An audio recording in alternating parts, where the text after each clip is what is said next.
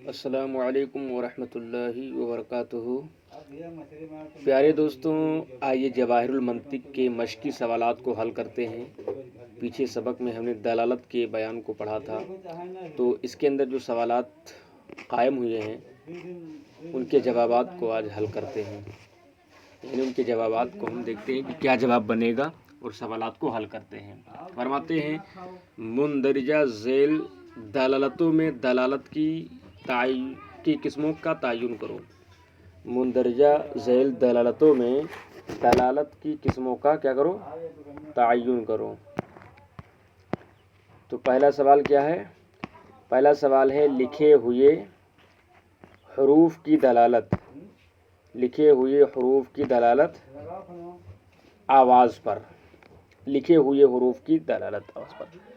تو یہ لکھے ہوئے حروف کی دلالت، یہ دلالت وضعیہ غیر لفظیہ ہے بچوں، وضعیہ غیر لفظیہ ہے۔ جیسے کہ آپ نے پیچھے پڑھا تھا کہ لکھے ہوئے حروف کی دلالت اپنے معانی پر، تو چونکہ حروف کی شکل کو، حروف کو کون سا حروف کس معنی کے لیے وضع کیا گیا ہے، اس کو واضح نے وضع کیا ہے، لیکن چونکہ وہ کتاب میں لکھا ہے، وہ لفظ نہیں ہے۔ لفظ تو انسان کے منہ سے جو چیز نکالا جاتا ہے اس کو کہتے ہیں، لیکن وہ چیز کتابوں میں لکھا ہے، یعنی کاپی میں چیز یا کتاب میں لکھا ہے، تو اس کو کیا کہیں گے کہ لکھا ہوا ہے اور اس کو واضح نے وضع کیا ہے۔ تو جس طریقے سے ہر حرف جو لکھا ہوا حرف ہے اس کا ایک خاص معنی ہوتا ہے، ایسے ہی جیسے جیسے اس لفظ وہ لفظ ہوگا، یعنی جیسے جیسے وہ حرف ہوگا، اسی طریقے سے اس کی آواز بھی اسی طریقے سے نکلے گی۔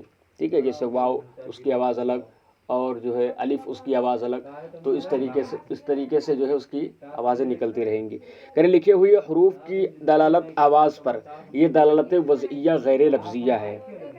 ٹھیک ہے، دلالت وضعیہ۔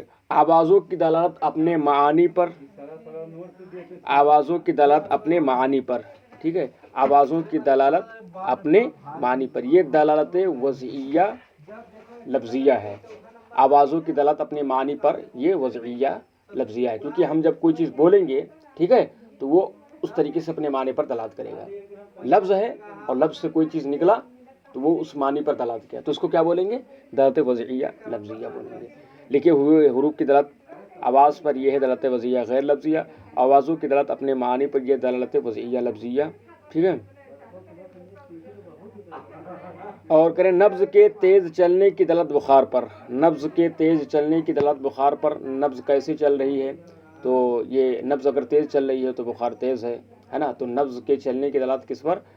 چلنے کی دلالت بخار پر، یہ دلالت وضعیہ ہے، دلالت طبعیہ غیر لفظیہ ہے۔ دلالت طبعیہ غیر لفظیہ اس لیے کہ نبض جو ہے یہ الفاظ نہیں ہے، لفظ نہیں ہے، اس وجہ سے غیر لفظیہ ہے، اور طبیعت سے یہ بات معلوم ہو رہی ہے، ٹھیک ہے، تو اس کو طبعیہ بولیں گے۔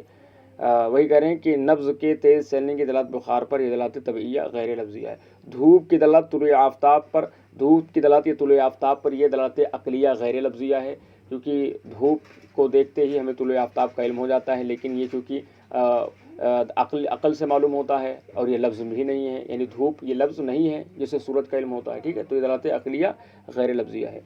پھر آگے کریں دھوئیں کی دلالت آگ پر۔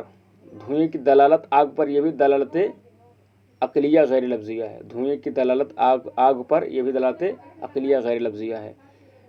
ہاں، سوال پورا سمجھ لیجئے۔ کہ دھوئیں کی دلالت آگ پر، یہ دلالت مطابقی ہے یا التزامی ہے اور کچھ؟ خوب سمجھ سوچ کر جواب دو۔ دھوئیں کی دلالت آگ پر، یہ دلالت مطابقی ہے یا التزامی ہے یا اور کچھ؟ خوب سمجھ اور سوچ کر بتاؤ، جواب دو۔ دھوئیں کی دلالت آگ پر،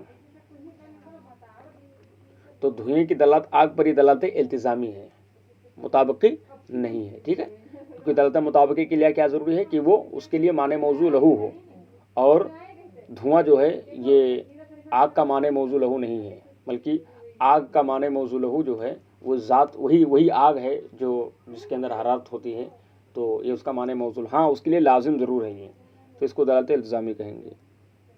اوہ کی دلالت سینے کی تکلیف پر، یہ دلالت مطابقی ہو سکتی ہے یا نہیں؟